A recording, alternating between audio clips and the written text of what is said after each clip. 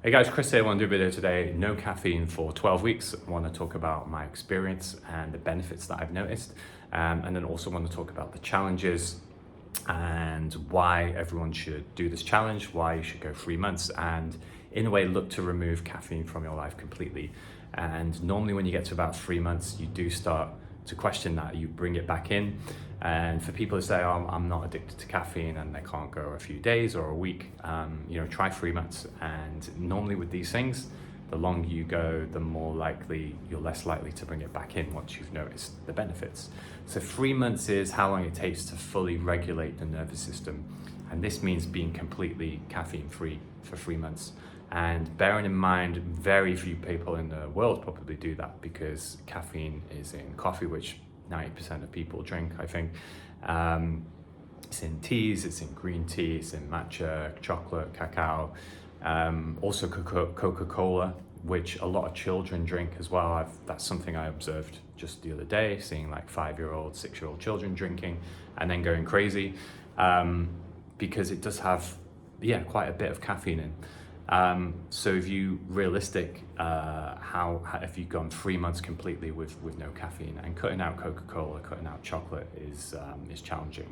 And you probably don't see this challenge. I've seen some videos online where people say I cut caffeine out, oh, but I still drink tea or I still drink green tea. To me, that's not really fully cutting out caffeine. You're still taking it just in lower amounts. I drank decaf after doing 30, not in this challenge, but previously when I got to 30 days, and I was like, oh, I'll have like a decaf latte. And I later realized, like in a Starbucks, there can be up to 20 milligrams of caffeine or some 10 milligrams of caffeine in some of these decaf drinks. And you're still getting it in your system, and it's still enough to, if you're sensitive, to feel the effects. So it's best to go no caff to get the full benefits, to sleep better, because even if they're a bit of decaf, you might struggle to sleep that night, or go into a cacao ceremony. All of these things are challenges, and it's just a lifestyle choice. And if you do say yes and you're in a cacao or a matcha ceremony, it can be good to do it with an intention, but just bearing in mind that you're going to get the effects and the effects that I noticed are things like you're craving it again the next day. You're craving the dopamine because you realize, like, just from drinking a drink, you can go on this big high. And for many people who've not gone 3 months, don't realize that you're facing that every day. And it's more that you're going through the withdrawals of coming off it. So yeah, 3 months, okay, so why is it worth it? Well, for me, better sleep, a lot more peace, a lot easier meditation, less thoughts running wild. If there's a crisis, like, I'm so happy that I'm not on caffeine because it makes me easier to go through it. It's also less anxiety. Anxiety isn't a state that you should be in. It's more like, okay, you're nervous, you're going on a date, or you're doing this big event that you're a bit anxious. That's okay with anxiety, but just going through the day in constant anxiety. And also people, this was given, I read this online, but it's like the people you follow, the people you're around, the leaders you look up to might be on caffeine. And you start to see that. And you start to see with the way people talk very fast, and almost like their ego is building. I think it was like Andrew Tate who said he drinks like 10 cups of coffee a day or something. So it's like this, like, building your ego around that, rather than like, okay, I'm just going to focus on like what is naturally, like, to me, what do I want to do? I found myself in old patterns. That's why coming off caffeine was so powerful, because I was like, okay, I've been going to this coffee shop every day. Do I actually even like it here? No, I'm just drinking the caffeine. I'm building this business to be a certain way. It's the worker's drug, so you drink coffee and then I just want to keep working. And I realized that without it, you go through periods of not really wanting to work, of questions, like maybe even a bit of depression is like part of the symptoms. So for the first week, there is a lot of headaches and a lot of these kind of things, and feeling very tired. And they pass, like that's the worst of it. But up until about a month, yeah, there is a lot of low motivation, maybe just not wanting to work at all. But this is just what you naturally, authentically want to do. If you think, okay, I'm going to have a coffee now, and oh yeah, I'm going to work, that is not genuine, that's not authentic. And it is the worker's drug, because yeah, we don't maybe like our jobs and we drink it and it gets us through the day. But if you're working your own business, like for me, you will see a lot of changes. You'll see, okay, I don't really want to keep doing this. I want to build towards this. And, it wasn't until I got to this 3-month mark now where I'm seeing things so much clearer. It's almost like you see the big vision of what you want to create. And you don't want to just be stuck. And the reason that I actually stopped and did this 3-month challenge was because there was a bit of grief. It was a bit like I could really feel what the caffeine had been doing to me every day. It had been taking me away from myself, from my true self. And people might even see this video or hear this and think, that sounds crazy, it's just coffee. And that's just where people have got to, where they've just accepted this is what it is. But if you're watching this video, caffeine is probably taking you as far as it has meant to take you, just like with weed and alcohol, or ayahuasca or mushrooms or anything. I think a lot of these, they do some sort of service towards it in our life, but at some point we have to let these things go, I believe. And yeah, I don't know, that's for me. I just want to stay off caffeine, and it is challenging, like being in a coffee shop and saying no in the beginning. Like, it's not now, but it was like, I love drinking like fresh juices. I just love drinking water. Like, I've never loved drinking water so much in my life. And you realize that you can just drink water. You don't need sugary drinks, caffeinated drinks. This is just putting you up and down. And, the great athletes, don't do that. They drink water. They're not used to just getting these big spikes of dopamine.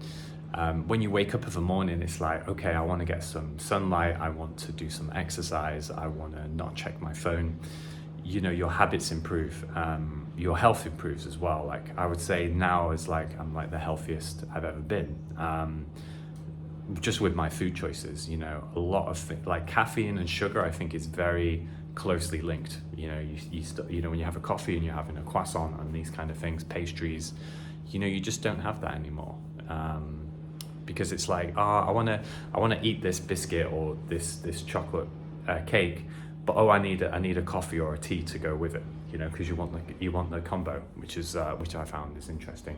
The junk food, they go into McDonald's, which I would do occasionally, but it's like McDonald's, you're getting the Coke, the caffeinated Coke, and it's like, I wouldn't go to McDonald's and just drink water and have a burger. It's like, I want that Coke. What's in the Coke?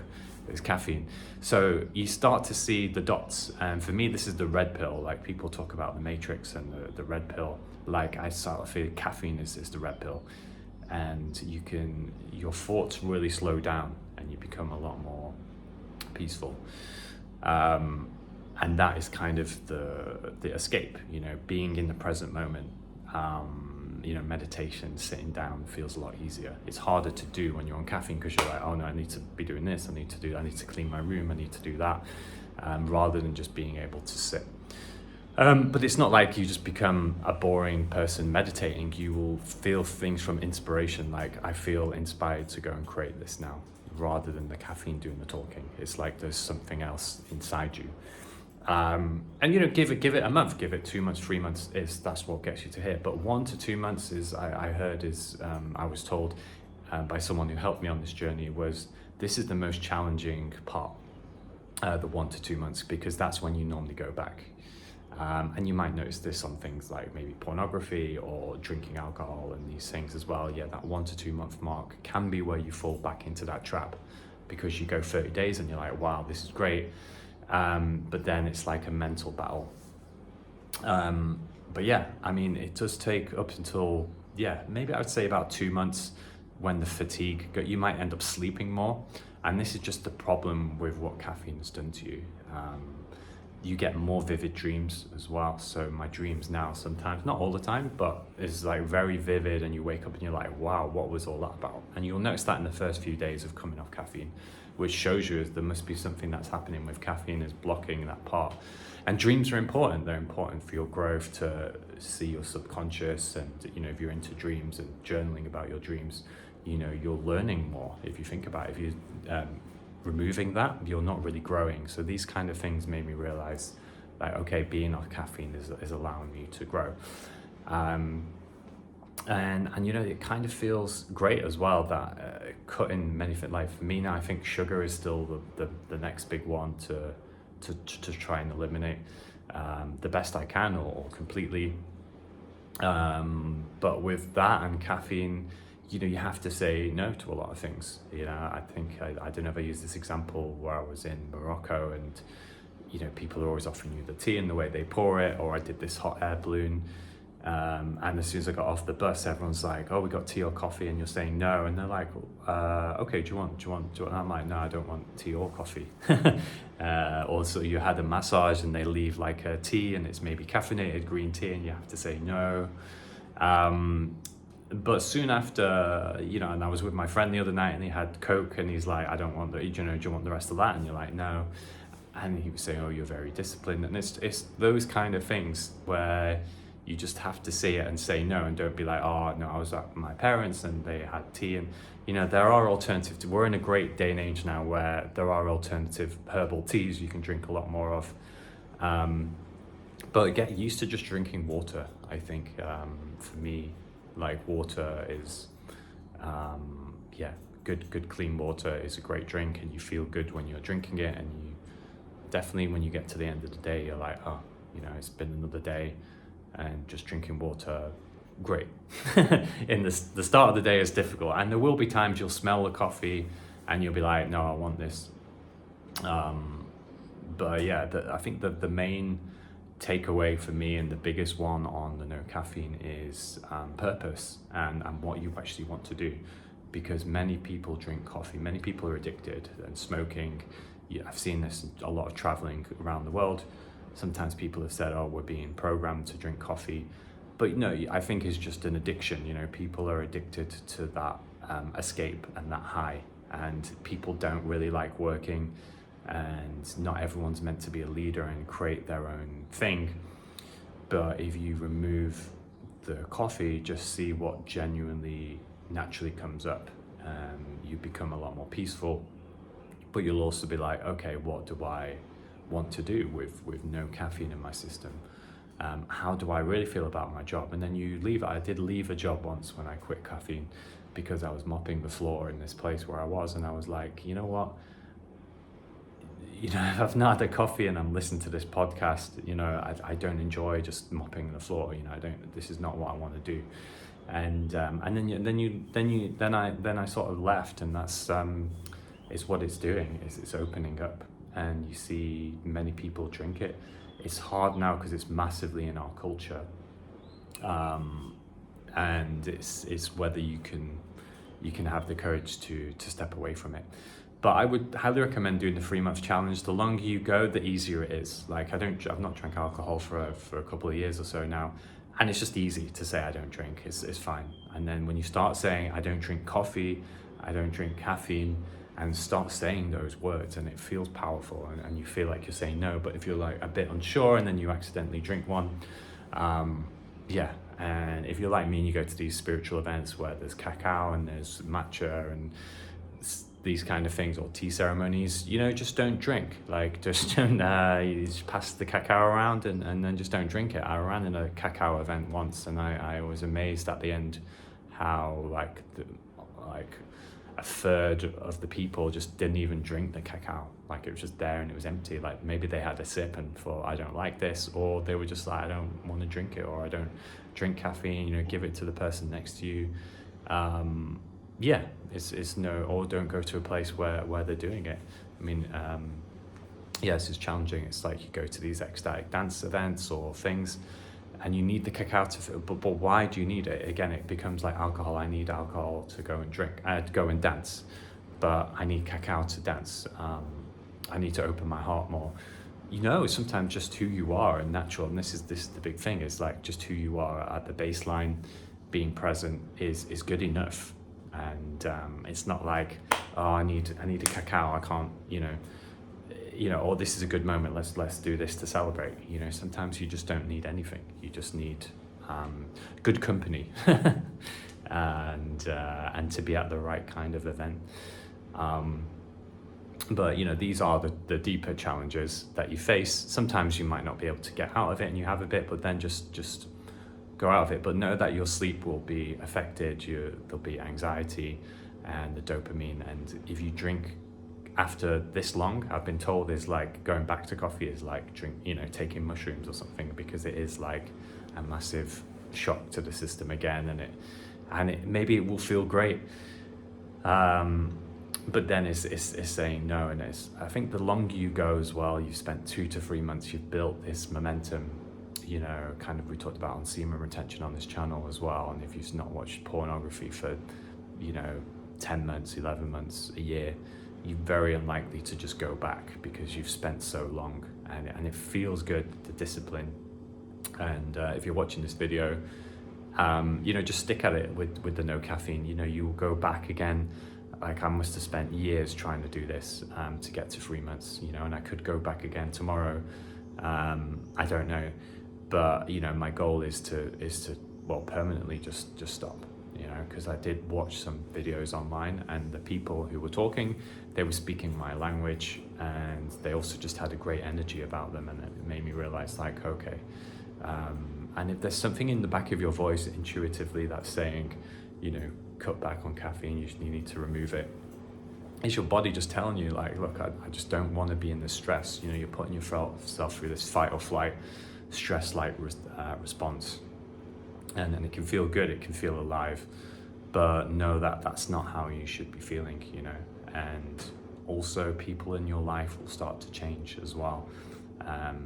You'll attract different people, and people will drop out of your life. So, and it is, the journey is hard as well. I realized this the other night. I was in this, like, for the first time in a long time, in this kind of like beach club bar area, and everyone's partying and drinking, and I was just like, this is just very surface level. It doesn't, but I also feel a bit out of place, and which is normal.